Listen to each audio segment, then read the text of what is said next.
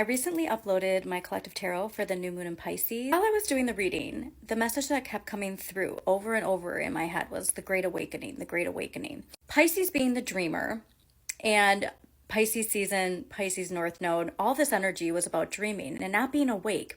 But then I started to think about it more because the other message that came through before I even started the reading was seeing something from the Leo full moon that happened on February 12th.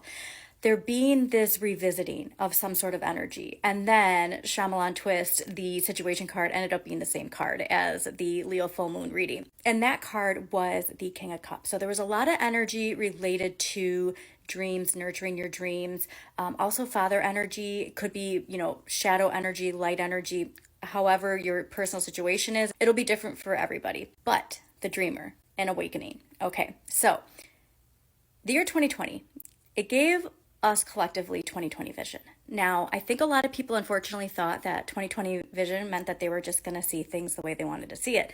But all that meant was that we would have a clear vision of our collective. Okay, so we had the collective vision, we had the clarity that we needed.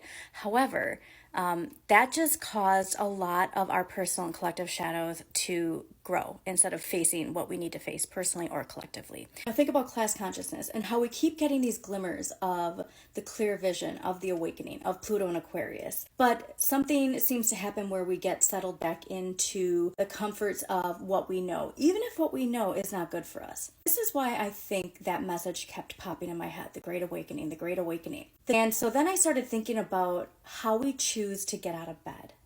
When we think about this class consciousness awakening, when we think about the Pluto and Aquarius energy, and if we're getting frustrated, we have to remember that people get out of bed differently. And the reasons that people get out of bed the way they do are also different.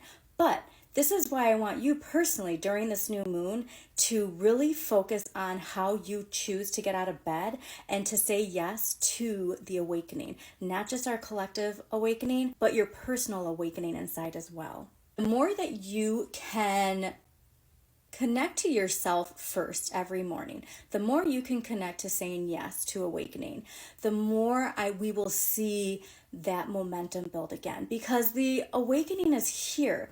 It's just that some people are comfortable in bed. Some people aren't comfortable in bed, but the thought of getting out of bed is even worse. Then some people are forced to get out of bed when they don't want to get out of bed. And so there's all these different reasons why there are people who are choosing to be asleep